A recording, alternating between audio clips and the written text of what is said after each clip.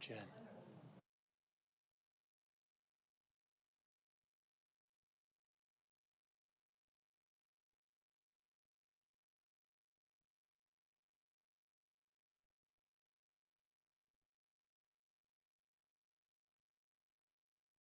Okay, let me get.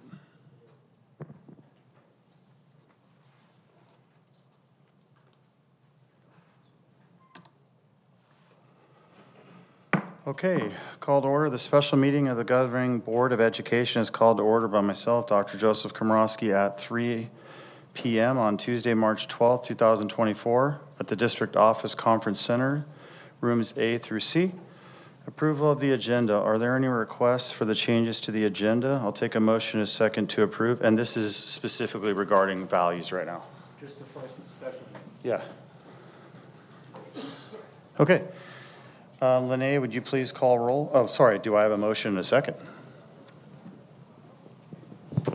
Moved. Second. Moved by Mr. Schwartz, seconded by Mrs. Barclay. And Lene, would you mind calling roll, please? Barclay? Yes. Schwartz? Yes. Wiersma? Yes. Komorowski? Yes. Motion adopted 4-0. Thanks, Lene. We're now in open session. Attendance, we have on the governing board, Mrs. Allison Barclay, myself, Dr. Joseph Komorowski, Mr. Stephen Schwartz, Mrs. Jennifer Wiersma. Secretary of the board, Dr. Gary Woods, Superintendent, Mrs. Lene Anna Seabar, Executive Assistant Intendant to the Superintendent. And, okay, so if everyone would rise for the Pledge of Allegiance. Okay, on three. I pledge allegiance to the flag of the United States of America and to the republic for which it stands, one nation, under God, indivisible, with liberty and justice for all. Thank you.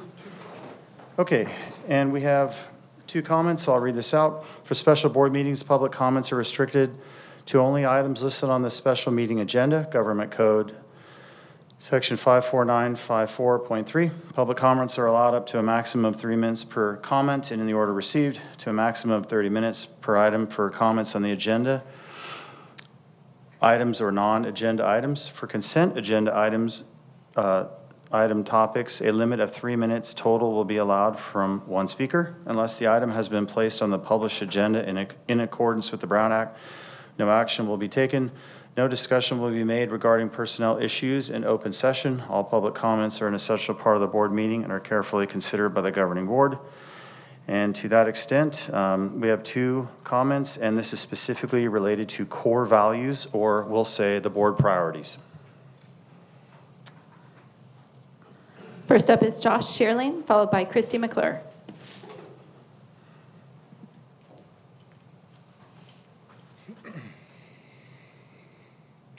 As a person of deep faith, my beliefs profoundly influence nearly all aspects of my life, ranging from my driving habits to my parenting style, and even the remarks I'm going to make here at the board meeting.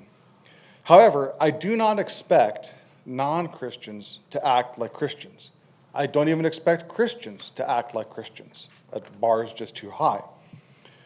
Faith and religion are personal paths, shaping how we as individuals choose to navigate life, rather than by a standard which we use to judge others.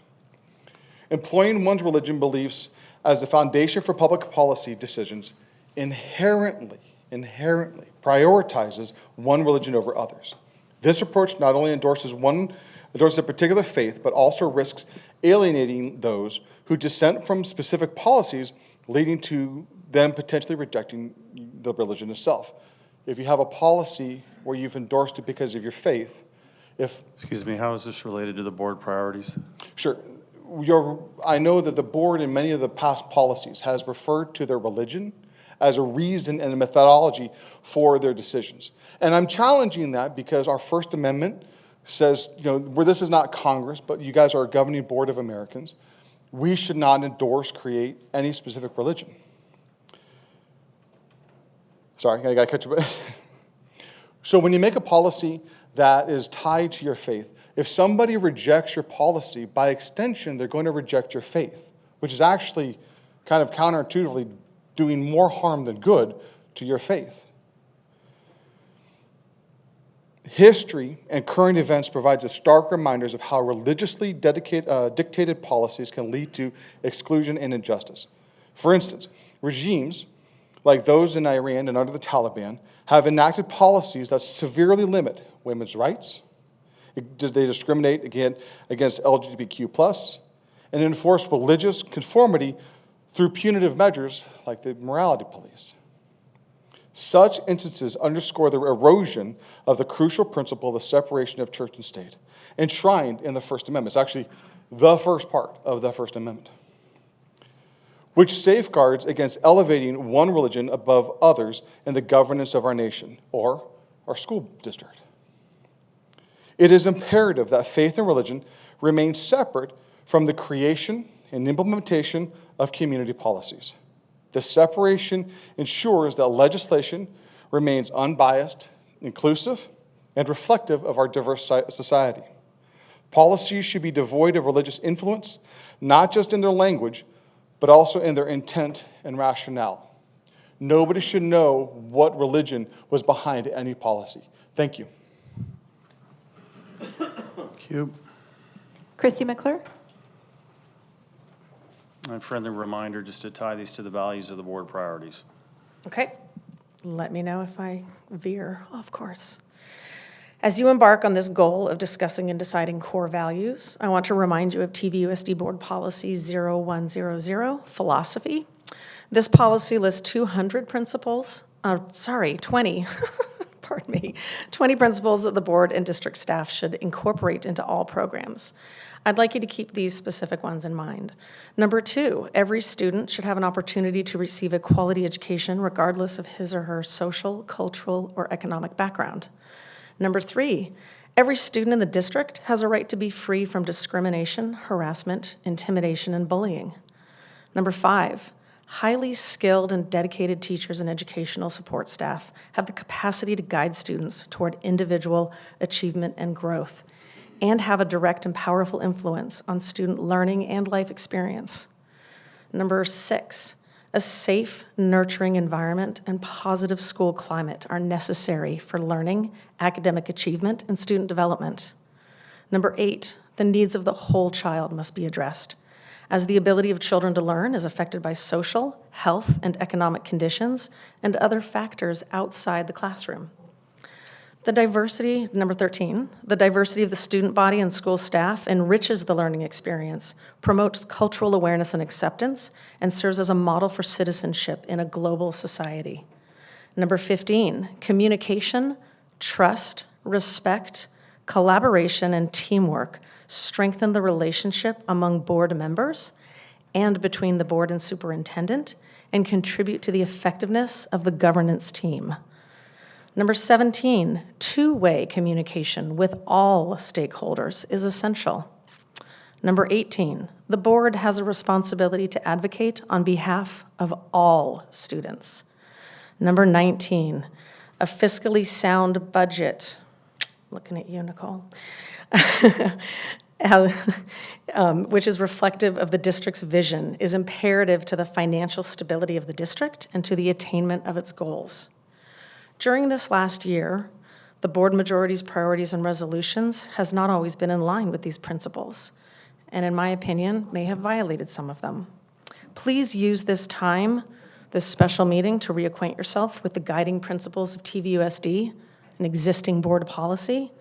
Please start demonstrating them in your actions all the time, not just in front of cameras or during election season or when you have the majority and can do whatever you want, but all the time for all students in our district. Thank you. Thank you.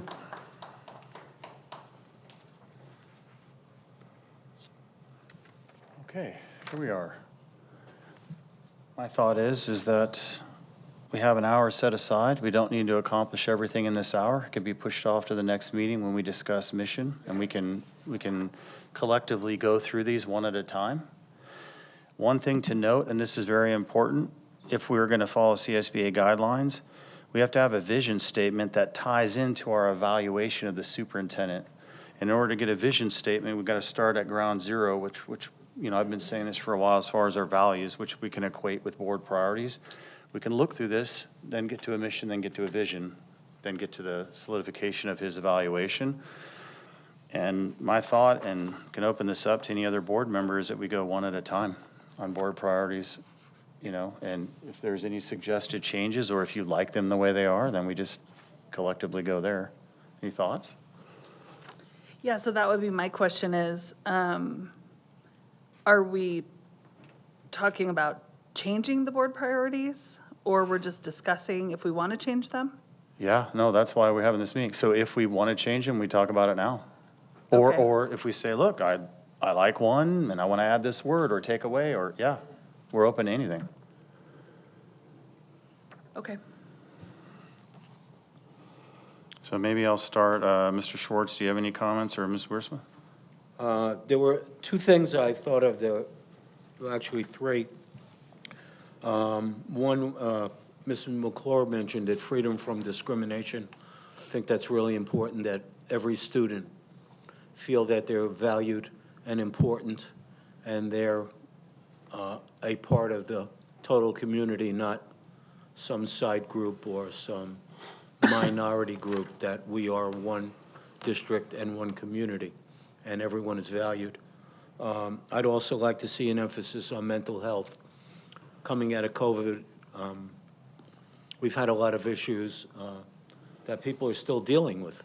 So I would like to see that put in, perhaps in educational environment, some kind of a commitment to mental health, more social workers, more guidance counselors, more professionals who can help students get over the rough times. I've also think that we need a focus on fentanyl and other drugs that are plaguing our community and our country. That's a serious issue, and I think we need to put that in somewhere. And I really think fiscal responsibility is something we have to focus on. I'm not happy with the way some of our money has been spent on things that are outside of what we're here for, which is textbooks, supplies, teachers, kids, and professionals. I'd like to see a de-emphasis on spending money on attorneys and other outside people, and a focus on spending the money directly on kids and the classrooms. So just a few random thoughts to start. Thank you, Mr. Schwartz. Let's start with freedom from discrimination. I mean, we know we have policies on that, but where do you see that going? Because I got your mental health, and social workers, and I agree with, by the way, with what you said there, especially the fentanyl part as well, post-COVID, in educational environment. Yes. Then I have your emphasis on fiscal responsibility, less attorney fees. Where do you think maybe the freedom from discrimination might go? In educational environment, Oh, yeah, and mental okay. health could go in there also. Yep, okay, that makes sense.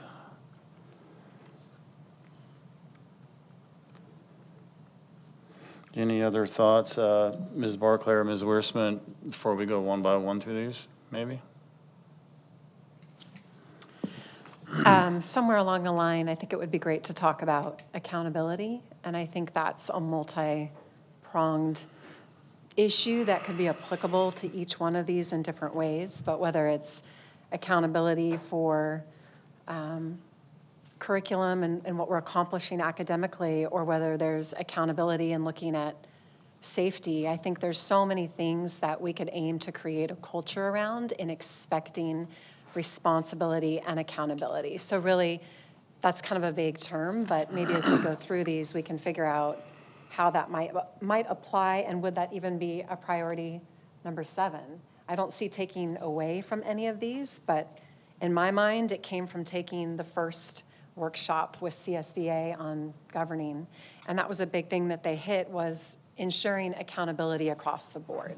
And each person really plays a part in what they're accountable for within the district. So that would be something I'd love to look at further. Okay. Ms. Barclay, did you have any? I mean, we don't have to have them all now, by the way. We can generate these as we go through them, but yeah. Breaks are on.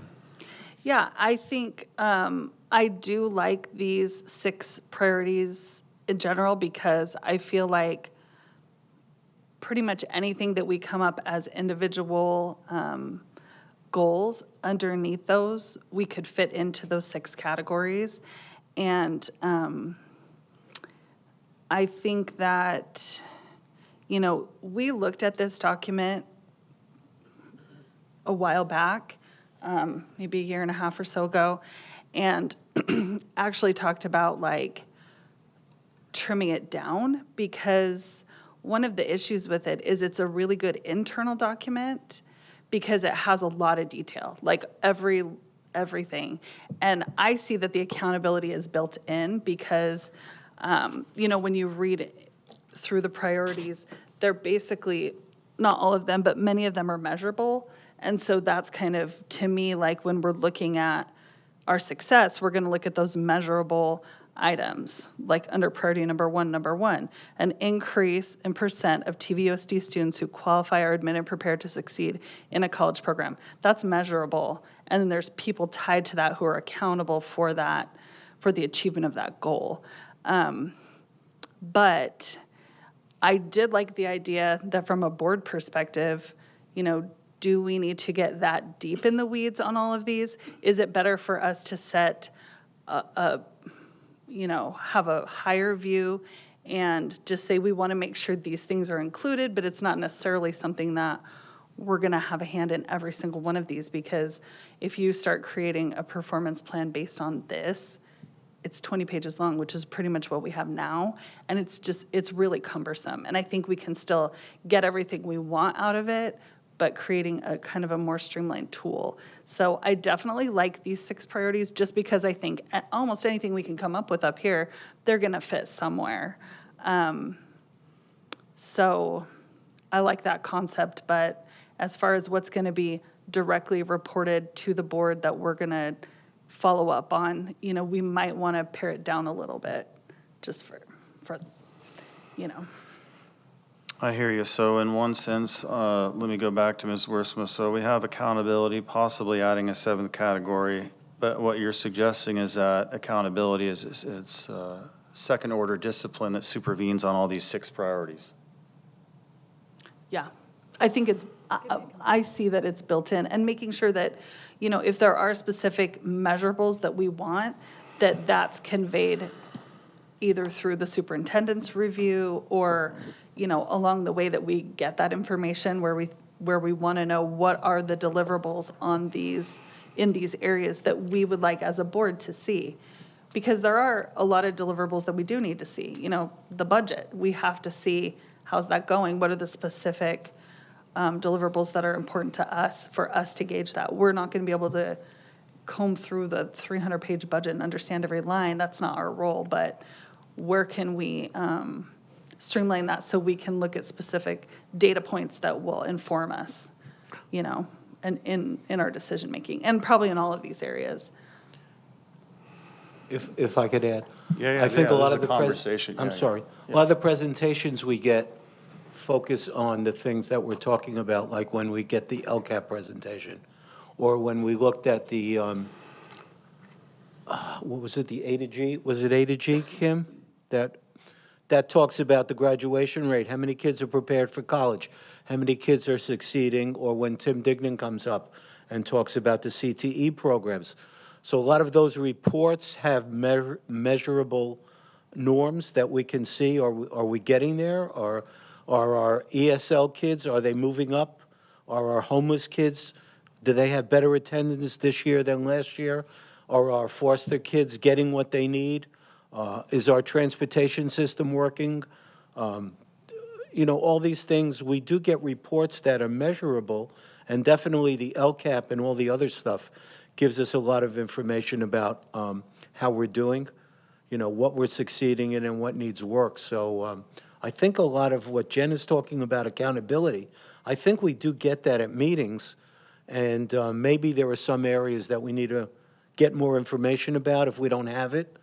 I definitely think that safety is a big issue, as you raised, and that's something that maybe we can ask Jason to be involved with when he talks about what's going on, what kinds of incidents are happening, how are they being dealt with, things like that. But I think for the most part, we get a lot of information that validates whether or not we're meeting our goals in a lot of these areas. Okay, and here's my thought. As you're speaking, Mr. Schwartz, I see too on the governing handbook, it says see measures of progress on each one of these with a hyperlink. And I don't know that we have that hyperlink. And then that makes me think, okay, it makes me think of a couple things. Mrs. Wursman, when you talked about accountability, I've used the word before, administrative accountability. Do you mean that, or do you mean something else? Because when we think about that, we have to be clear on what you mean, whether it's a separate category or whether it's just filtered through all this and it shows up in C measure of progress. We can hold accountability through those metrics, but we don't know those metrics. So maybe this is a request for next time. The one thing I want to emphasize too is I'm an anomaly. I have a doctorate degree, but I never even took an ACT or an SAT. I didn't do any prep out of my high school. I just went straight into the military. And so for me, I want to see something where there's an emphasis on CTE. I mean, we specialize that in here so that a student could feel, hey, this environment's meant for me too. I'm not going to college. Am I less than somebody who is? And sometimes I see that gloss throughout educational systems as a whole where maybe students feel devalued. And so maybe something like that should show up here, like, hey, we're going to prepare you for success and flourishing whatever you do when you leave high school, whether it's college, military, vocational, plumbing, I mean, on and on. Yeah. And I think that's, yeah.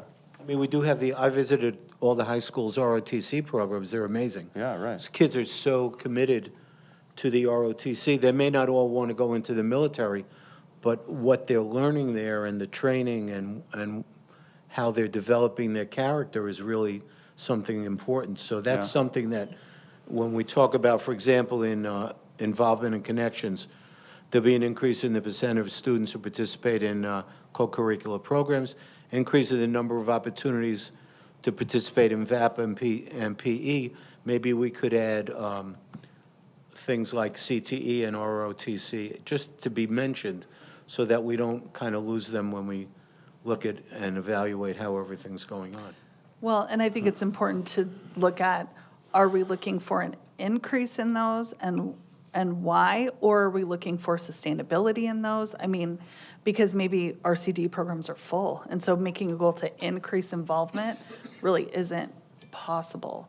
So I think kind of what you're speaking to, Joe, under priority 1, number 2, I like that it says students are prepared to enter the workforce upon graduation. It Maybe doesn't right say there. you're ready to go to college. It means like you're ready for your next step, whatever that is. Do you think we could give a little specificity and give a few examples, or do you think upon like the workforce that just means, well, we are doing that? Only because, sometimes if we give the stamp of approval here, we can give more clarity and say, look, our district might be something you're looking for because we do have more CTE programs in other districts. Now, if you don't say that and they don't see it, they might not know. So I'm with you. Yeah, so I would say, when you're looking at objectives, there should be SMART objectives, specific, measurable, attainable, all of those things. Yeah. So if we're looking to make these SMART objectives, they should be what you're saying, linked to a performance measure. So it's got to be, can we measure that? How do we measure that? So we might have the idea, but we need to make sure, like, what do we have in place to measure that? What do we consider, quote unquote, prepared to enter the workforce?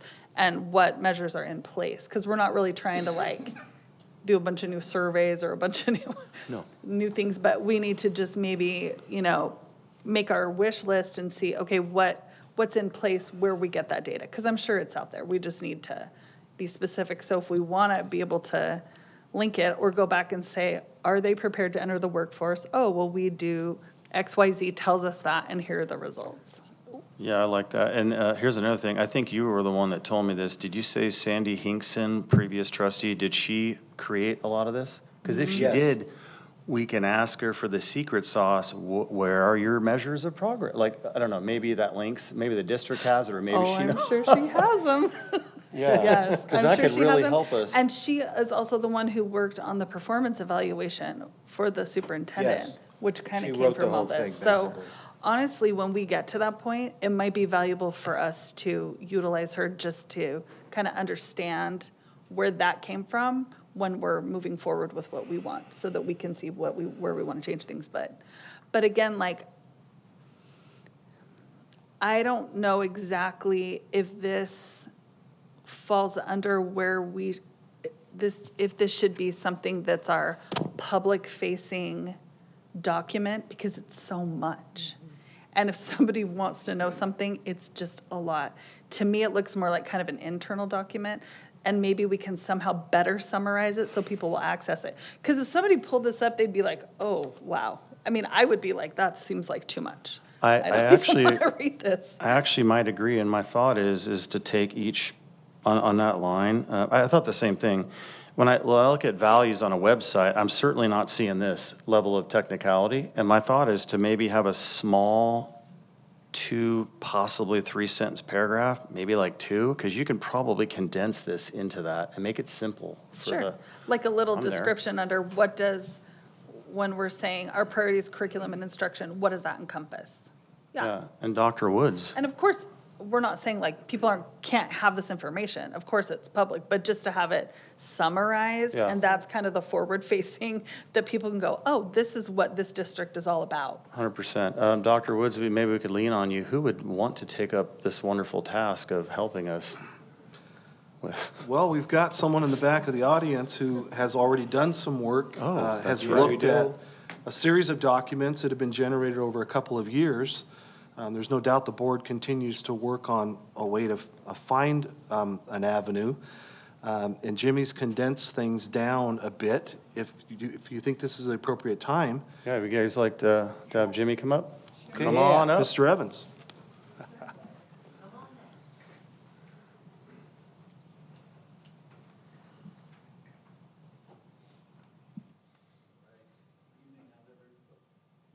Good, good.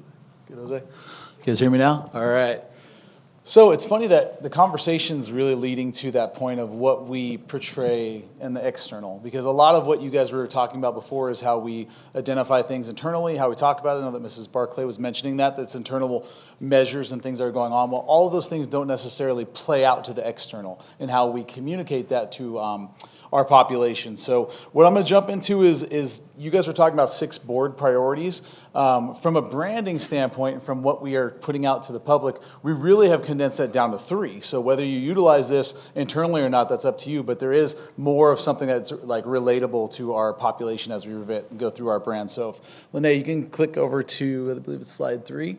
So what we did in terms of looking at branding and finding out who we are as a district, we tried to actually break it down. And so we have some data there on who we are as a district. I don't know if you guys know that TVUSD covers 213 square miles. So if you think that we're a piece of the pie there, 213 square miles, and then it talks about a little bit some factors of who we are. But what we did, we went through branding, what we've done over the years is that we kind of brought that into 3 sectors. So we've identified what we provide as a school district in 3 sectors that we can communicate with our community. And those 3 sectors would be opportunities, experience, and care. And you can probably already start making some of those connections on your previous slides on where those 6 categories from a board might fit into those. So what we did was we identified 3 the pillars that kind of involves everything that we do. So if you might want to start thinking about where those might fit, you can go to the next slide, Lene. And it talks about just a list of some things right there. So if you guys go to the following slide, and I think you guys have physical copies as well. So if you think about care, what do we provide to care for our students? We provide BASES, which is our child care. We have pre-K, we have TK, we have food nutrition, we have transportation. These are meeting all of those immediate needs that we need to provide for students. So it's not just, obviously we've talked about, we'll get to the academic piece and so forth, but before we do anything else, if a kid's hungry in class, they're going to struggle to learn. If a kid comes with physical needs, a kid, has an environment, maybe he came really upset and he's depressed that day, whatever, all of these needs to be addressed need to happen first before we start diving into the content within the classroom. So things like not just transportation, but our social and emotional. We mentioned friendship rooms, where if you don't know what those are, it's our ability to connect with those kids who may struggle to interact socially with their peers and have people involved to help them be connected. We know that each student has unique needs, and supporting the whole child goes much further than just the academic piece. And then the next one we have is experience. So experiences provide best instruction and hands-on learning. It goes right back to, we've always been about academic excellence in this district, and we continue to be about academic excellence, but once again, this is a layer of how we get there. And once those immediate needs are met, then we want to provide the best opportunity educationally for those students. And what that relates to is real-life applications to learn content. In the past, we did a lot of, years back in education, a lot of memorization and things like that. What we want is real skills. We want skills that are going to project them to be successful in the future. It's not just about regurgitation of information, right? We want them to have skills that relate to public speaking. We want them to have skills that are writing skills, things that are going to provide them opportunities in the future, regardless of what pathway they take. We want them to provide with the newest technology and advanced learning spaces. So we want to make sure that we provide the absolute best, so they're not, when they walk into the workforce and are asked to use a device or things like that, they know some basic functionality to do that. We also want to look at beyond the classroom in terms of extracurriculars. So what do we provide with them in terms of sports teams? We know what getting that whole child is more than just the academics. So you're going to extracurricular activities, clubs, dances, all of those things that go beyond the classroom we want to be able to provide as well. And the culminating really of that is with the experience and care is the opportunity. So how are we making sure that our students are successful? We have a 94% graduation rate, 68% of students completing A through G requirements, and our students are equipped for their future endeavors. So once again, going back to what you guys mentioned earlier, their endeavors may be going into the military. Their endeavors may be going into one of our CTE pathways. Maybe they want to be a chef. Maybe they want to be, and I think that that's one of the things that was big in branding, is that in the past, we've focused a lot on academic excellence, and we do not want to lose that. But the reality is like, I can even use myself as an example. I wouldn't have qualified myself as academically excellent when I was a kid. And that in itself excludes certain kids that don't find themselves academically excellent. But you know what? They may be a dynamic artist. They may be an amazing dancer. They may be an awesome athlete. There are all these things that do more than just the academics. So what we want to do is provide opportunities for them to be successful in whatever they might want to do. If they want to be a fireman, if they want to get involved, they want to be police, whatever it is, we want to provide them with all of those opportunities. So another piece you see there is what you guys were mentioning before. We have a robust CTE program, 10 pathways for students across the district. We also offer AP, IB, dual enrollment opportunities for our highest achievers. So once again, the idea, and it goes back to kind of where you see a lot of the We Elevate idea, is we want to meet every student where they're at. So each student, if they are someone that maybe isn't academically excellent, but do enough to get by, but they're really involved in one of our clubs, or maybe they're an athlete that really wants to get involved in something where they can do something physical, we want to provide them opportunities. If they're a student that is exceptionally academic and are going to go to an Ivy League college or whatever else, we want to give them all the skills to go as high as they possibly can achieve. So with that, we want to make sure that we're providing all of those things. And that's kind of where we got to the three components of those sectors, is it's the whole child. So from the basic needs, the care, all of our people that do an amazing job transporting our kids, getting them in the classroom. I don't know if people realize this, but there are so many things that have to go right for a kid to sit in front of you in a classroom to be ready to learn. As a teacher in this district for a long time, if I had a kid that was worried about something personally or had necessities that weren't met, we weren't getting anywhere academically. We had to pull that kid off the side and say, hey man, what's going on? What are we doing? And those type of connections happen when we're able to provide those other pieces. So I think that with this, I hope it brings a little context in your guys' conversation on from an external and projecting outward, that we really give these kind of pillars on what's going on. So hopefully that maybe this gives you a little bit, Dr. K, and what you're moving forward with. Yeah, and I appreciate the fire hose. Now I know what my students feel like. And no, I'm just kidding. So while I'm I like your idea. And I have a couple of ideas too for the board to consider as I'm listening to you. But can you walk us through how long it took you to compile this amount of data? Like, this wasn't out of a vacuum. You actually, I think I talked to you about this before. Absolutely. And maybe walk us through how you came up with this. In the past, I know some of the prior board members know that we had an organization, it was Creative Bar, and they did a lot of research and back in terms of creating a branding. So years ago, they went through and there was surveys out to the community. There was interviews done through all the people throughout the district. And so all of this data was compiled actually before I came in my position. And I was actually given a lot of this data at that point. And then from there, it was getting to that point where we had a lot of information and the branding, kind of document was like almost 60 pages. So talking about condensing, what I came into was taking that information and trying to condense it down. The other thing I did when I came into my position was something a lot like Dr. Woods was doing, is I actually went around to almost every site. I believe I missed a couple, but almost every site in the entire district. I went and had conversations at lunchtime, brought them cookies, and I asked teachers and staff and everybody across who would speak to me, what do we want to be? And that answer of what happened was a lot of the things that you saw here. Was like, okay, well, we've been great academically, Jimmy, but what are we doing for those kids that aren't academically excellent? Or what are we doing for that kid that wants to be a mechanic? Why are we providing them all the tools and necessities for them to be successful in that? So we had all of these conversations, and then also talking about, in terms of, whether it's a vision or a tagline or whatever you want to call it, what do we want to do? And that's where the idea of the We Elevate came in, because we wanted to meet the needs of all these kids. And I think that every one of them have individual goals. I have 3 students inside the district. All 3 of them have different ideas and different goals. And I want to make sure that we can provide opportunities to meet all of their goals, regardless of where that might be within the academic sector or beyond, because we want to make sure we're meeting that. So that's how it all started. And then from there, those ideas, kind of the sectors were developed by Creative Bar and then utilized as to essence it down, and that's where we kind of came up with the We Elevate idea. And if you haven't seen the tagline, we have around a lot of things. We have the We Elevate. So not only do we elevate, but it goes back to the sectors. We elevate experiences, opportunities, and each other. So the reality is that we can only elevate students if we're hitting those 3 components, because that's dealing with the whole child. Does that answer your question, Dr. Oh, yeah. And by the way, I was just saying, tremendous thank you for collecting all this data, because you're really helping us. The other thing is We Elevate. I mean, we've got a bunch of hot air balloons floating around. Ties in with the hot air balloons really and the logo. And I think you and Dr. Woods alluded to the fact, like Nike, just do it. They have a tagline. So in Temecula, Elevate, and I'll let you guys sell the thunder on that. My thought was this.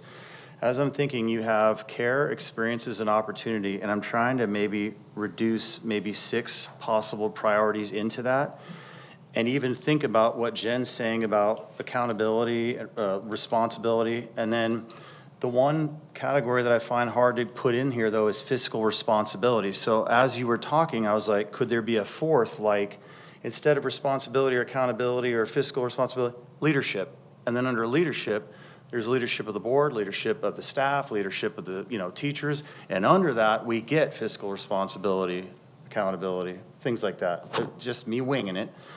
And then the other one is curriculum and instruction, possibly under opportunities, supporting community, staff education, educational environment and family under care. Yes. And involvement and connections under experiences.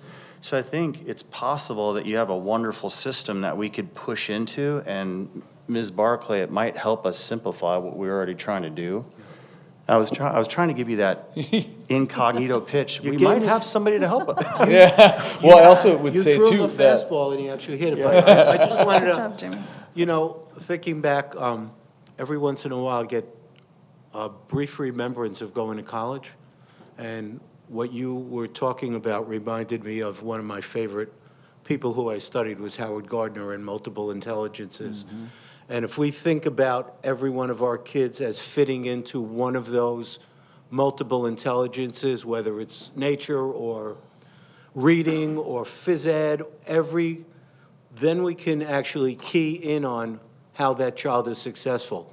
So it's not just this square, it's 9 different squares in which we can judge how our kids are doing and how successful they are in the abilities that they have, because they're all, as you know from being, and I know from being in the classroom, you might have 30 kids and you have 30 different kids. We'll also say, too, that some of those pockets of their things they're really passionate about allow them to drive in other things. I would say personally, I loved football so much that it drove me in academics because I knew I had to keep a certain GPA. I knew that there was going to be other things. So I think that we can, really utilize some of these things they're very passionate about to tie in and make them, create involvement and skill sets and academics that tie in with their personal connection. Because when these kids that we have within our district are connected to one of these things, and maybe it's drama, maybe it's sports, when they're connected there, it actually connects them to the entire school.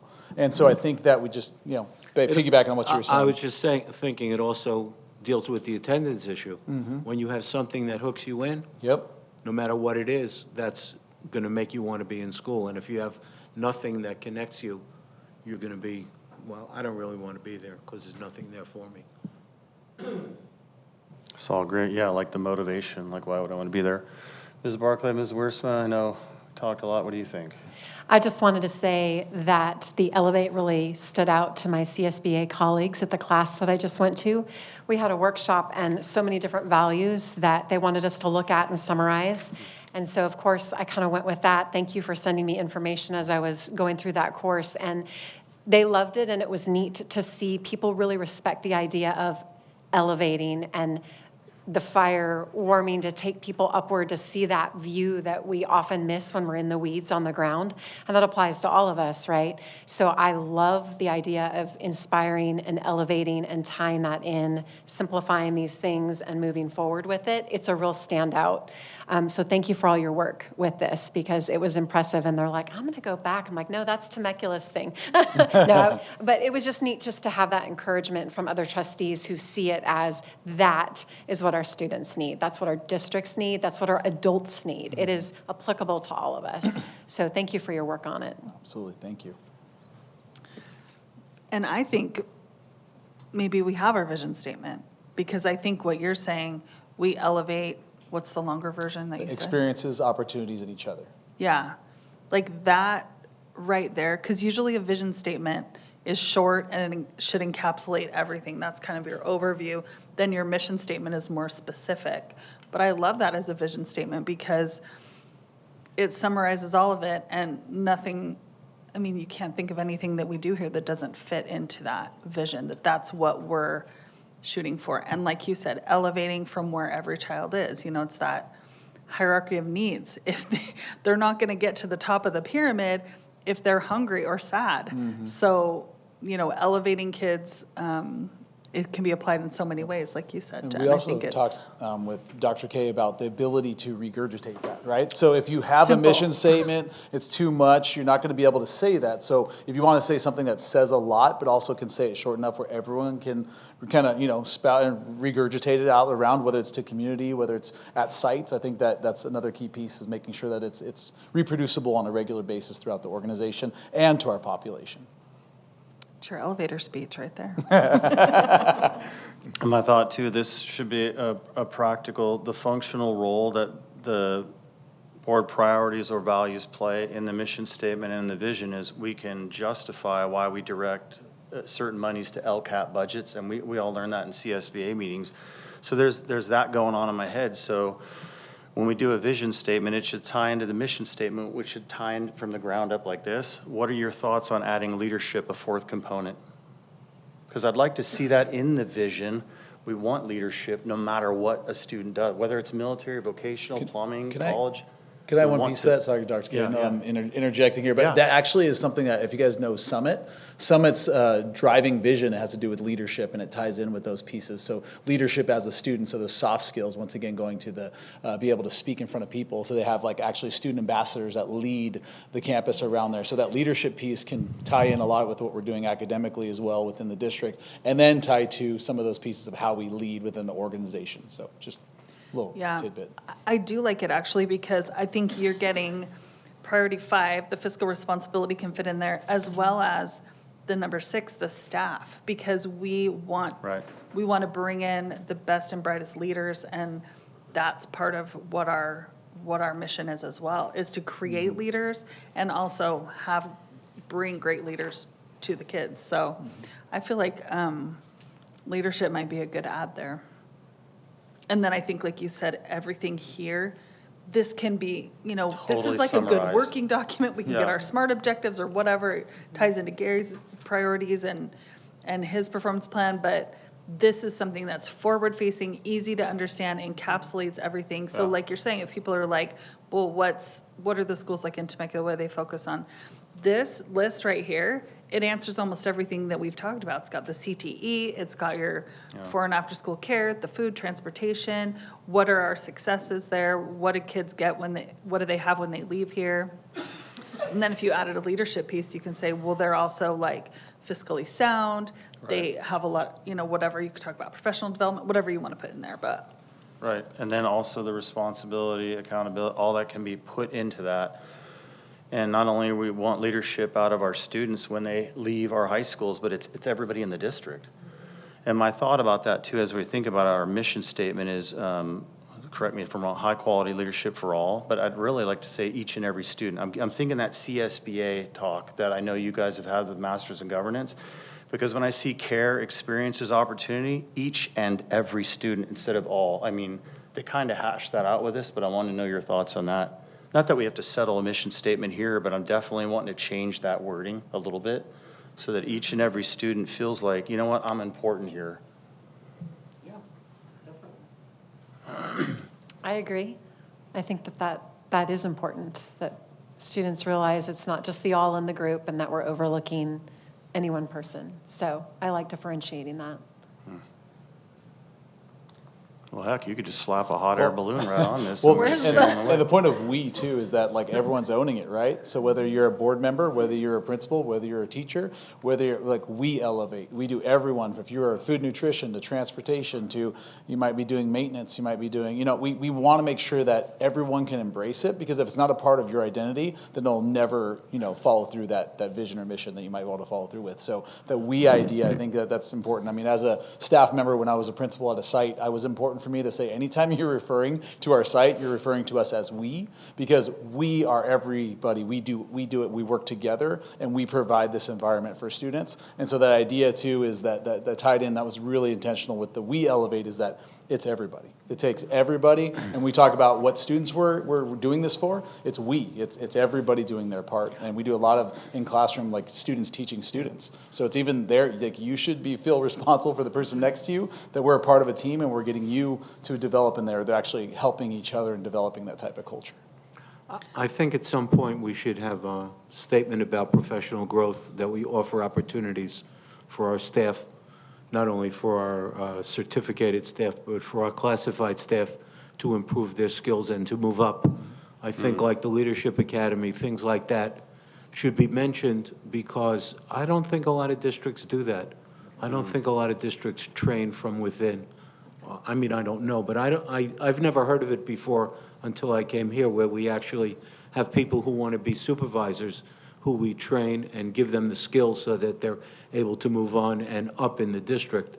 But the same for other people who are school aides, give them an opportunity to get educated, to become teachers if they want, or for maintenance people to move up in the chain. So I think there's some place in here where we have to mention staff and the Promoting. opportunities that we give them. That's what we do. I know Frank has seen a lot of our leadership. people that have moved up within the Exactly, organization, and we see a lot of that happening in Temecula. And I think that we hire and we take pictures all the time with our students that now become teachers and administrators, and so there's a lot of internal building. But that goes back to, we produce very, very good products here in TVUSD. So why wouldn't we want to hire and bring those people back in, because we're producing best of the best. So why not take advantage of that, right, Frank? Totally. And I'm thinking of our, say, HRD language, correct me if I'm wrong. So when you hire somebody, we love to promote within. That could be an additional bullet on opportunity. But then you have to open it up to the whole world for the best possible candidate. So there's that legal thing too, even though we want to sell that. So I agree. Another thing I was thinking of was Schwartz's concern with fentanyl and drugs. That could easily go under care on an additional bullet point. Mental health. Yeah. Well, and it is kind of already too, but you could explicitly say it's social emotional. So it's right there as well. But yeah, you could say mental health. So I think, And I was just going to say about the mission statement, if we might have to do a little work on that, if you want to be more specific, word than all, because it says high quality teaching and learning for, and if you're going to say each and every, then you're going to make it a lot longer. So We'll Well- just maybe have to have some. Well, what we could do is, They want to see each and every. God, I don't know why this crossed my mind. We got each and every, I don't know how to do an each and every out of that sentence. in We that could, sentence. for the next board meeting, and I like that, Teachers, is, staff, that's staff. dedicated just to the mission statement. We have a whole hour. We could possibly say like, care, experiences, opportunity, maybe leadership, consolidate this, and then from there, I can't believe this crossed my mind. Stick it in ChatGPT and say, hey, crank out 5 mission statements for us. I never thought I'd say that. I would like to do that without doing that, but yeah. Well, I mean, we could do it on the break and see what it comes up with. I have an account right now. Hey, I mean, it's only used for good, but yeah, no, yeah. Yeah, I mean, I don't know, I think this is good forward thinking with all the board members right now, and I think all of us had a voice. And I think Jimmy did a lot of legwork in the background anticipating that, yeah, and it's really good. And then their logo, Elevate, with an image that could sell the vision, mission, and values right there, you know? Yeah. What's happening? We already have an animation too. Yeah, I was gonna say the animation that's on the video everywhere. I see that video everywhere. I love it. Yeah. I mean, it doesn't hurt. There's like a really cute face on there. Yeah, It's yeah. not mine, but maybe someone I know. So could we possibly give direction to Dr. Woods for the next meeting is to consolidate this with our input with Jimmy and then maybe give us a package of what it looks like for the next open session on mission? We can finish this off and then talk about the mission, which I think would be a lot quicker, but what do you think? Yeah. I'm in. Sure. All of us are in, yeah, there you go. How do you feel about that, Jimmy? I'm good. I'm good to go, you know. Yeah. I like to talk about this stuff more importantly, Yeah. like I said. Yeah. I think that the key piece is that you're talking about all the right topics. And I do think that'll fit in. And if you do add leadership, I think that all fit in nicely to what we're trying to accomplish. And then keeping that common language, I think it'll bring together the entire district and with common language and a common goal. And then I think it'll be a positive. I like what you're saying, because common language is really important in an organization, and when you're putting things out publicly, that we're all speaking in the same language and making it simple for all of us to remember is, I think, really, I think that's a big key. So. And on page 6, if you guys look at the document I shared with you, it's keywords and talking points. So we're trying to keep that student-driven focus. So we don't have to talk about that now, but the idea of utilizing those words and phrases together as an organization will be helpful. And once again, this is all based off of kind of going this a little bit further down the road than the mission and vision, but keeping that together for sure. How do you see this woven into the student body? I know that every school has their unique mottos and taglines. You know, you look at the high schools. Do you see students being aware of this? I know through 2 Price there are Elevate ceremonies and so forth, but how much do you see them understanding or maybe, you know, promoting that so that there's that cultural understanding? Because I'd love to inspire that, right? I think that it's going to take some time. So I think we've done some groundwork with some of the videos and stuff. Like if you see within our keywords and statements, we focus on students. And if you guys follow our official Instagram account or follow our official Facebook, it's all student driven. We don't do a lot based on, we do. And so I think that it's in trying to gain that kind of understanding, it's just beating the same drum over and over and over again and not getting into the weeds on other things. It's just continue to say it like any slogan you think of any company. You know, Just Do It was that commercial that you remember, that slogan that keeps happening after. And then eventually the logo itself says we elevate with actually saying we elevate, right? And so it's a matter of just building that brand, but it's a matter of getting everybody on the same page with what it is and then just hitting that drum over and over again, keeping positive, keeping the same message and not wavering. And if we have a prolonged message that's the same message for a long period of time, it'll be ingrained in everything that we do. Well, they say in marketing, by the time you're bored of the message, everyone else is just getting it. So Yes. get through you being bored, because that's just when it's sticking in people's Yep, minds. and sometimes little things matter. You know, it's just a matter of making sure that how we brand each and every publication that goes out to our community, how we brand every single video, every single post that goes out, trying to really hold true to that identity that we see and that we'll identify. Okay, yeah, and my thought too is, you know, on our mission statement, so it might have to morph a little bit. We talked about that possibility, and in my opinion, the board priorities, which are values, they're the DNA that drives the mission statement or, you know, justifies it, and then we can tweak out a vision after that. Like, once we do this here, this is what we want for you when you leave, like the vision. But I think this is wonderful work in one board meeting, and I'm really appreciative of the entire board, Dr. Woods, Lene, Jimmy, all of you that helped. And I think it shows transparency that if the internal and the external are aligned, Yeah. right? It's not just what's happening in board priorities, but if you're talking about board priorities, what we say we do and we actually do it, I think it shows the continuum of that's where you see continuity and culture. Now, the last thing is, I like values. I'm an old school kind of guy when it comes to this. And when I think about care, experiences, leadership, opportunities, I value those. So me personally, I'd like it to say values. They say board priorities now, but I just want to hear what the board thinks. As long as they're out there, I don't care what we call them. I just think when people see them, this is what we value. I think that's a good idea. This is what we value. We value care. We value opportunities. We value All right. taking care of our students and giving them all these opportunities. I think that's fine. I just want to thank Jimmy for all his hard work. Yeah, I know this came out of left field, and I appreciate it. I know Yeah. it's a lot of intensive work to come up with this, and it's really, really great. Thank you. Yeah, thank you. Okay. All right. Anything else? Me? Oh, yeah, on the Value or values. priorities? I'm looking at both, yeah. Yeah, I like value. Priority seems a little bit more cold, Here's my priority. The value, I feel, has more empathy and more personal and more connection. So that's why I would gravitate towards that word myself. And I think it's also just a matter of forward-facing versus internal, because so many documents, school, being in a public school, they talk about board priorities, and just us understanding that board priorities are the same as values, when that's what we forward-facingly call them, but internally we understand that there are board priorities. So they match. Okay, I think we have 3 minutes to spare until we go. Oh, that's right. Thank you. All right, thank you so much, Thank you. Jimmy.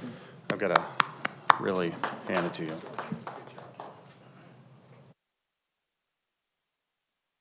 This meeting is adjourned today, Tuesday, March 12th, 2024 at 3:56 p.m. And now should we take a 5-minute break and then start our open session for the, okay, 5-minute break.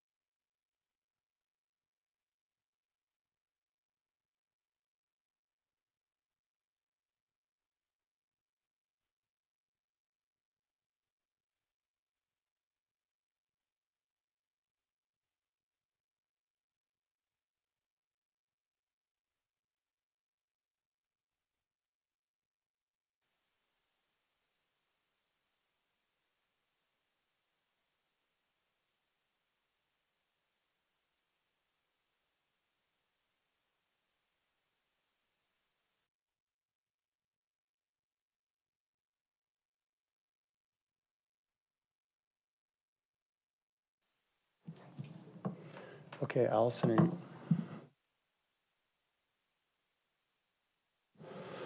Okay, this is a call to order. The regular meeting of the Governing Board of Education is called to order by myself, Dr. Joseph Komorowski, at 4:08 p.m.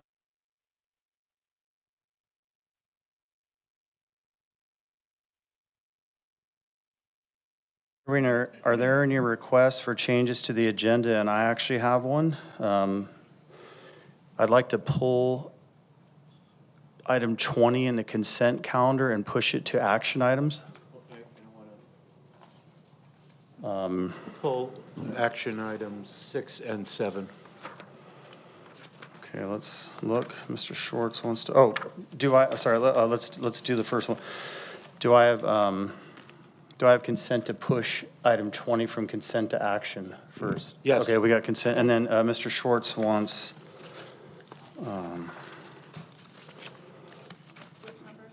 yeah, which numbers were those? 6 and 7. The warrant list, oh, no, I'm sorry, not 6. Action item 7, I'm sorry, Action item 7? and consent item 6. Oh, we're going to talk about action item 7 anyway, so. Okay, so Just do you want to leave it consent. there? So we, Just action item 6. The What's, warrant list. I'm Consent, sorry, no. consent 6, okay. is it I'm consent 6 sorry. or action items? Consent 6, thank you. Consent 6? I'm still on Florida time. Okay, let me look. Yeah, that's the warrant list, it's The warrant consent list. 6. That's the one, okay. And can I want to pull 37 on consent just for discussion, question. Which one? 37? Okay, let me see. Okay, so let's do the, let's start out. Mr. Schwartz, do you want action item 7 to stay there since we can discuss it? Yes. Okay, perfect, so we got that. We'll start off with Mr. Schwartz's consent item 6. Do you want that pulled or pulled for discussion? Oh, okay, that's easy, all right. And then Mrs. Barclay wants 37 pulled for discussion. Yes. Okay, good. Anything else? All right, so I think we have board majority to pull those and then push the other one to action. Okay, so I will take a motion and a second to approve the agenda with those additions. Moved. Moved by Mr. Schwartz, Second. second by Ms. Wiersma. Lene, would you mind calling roll? Barclay? Yes. Schwartz? Yes. Wiersma? Yes. Komorowski? Yes, motion adopted 4-0. And there we go. Do we have any, announcement of closed session items. In accordance with Government Code Section 54957.7, the board will meet in closed session for consideration of the items listed in Section E. Do we have any public comments? No public comments? Okay, so then I will let the room clear, and then we'll go into closed session.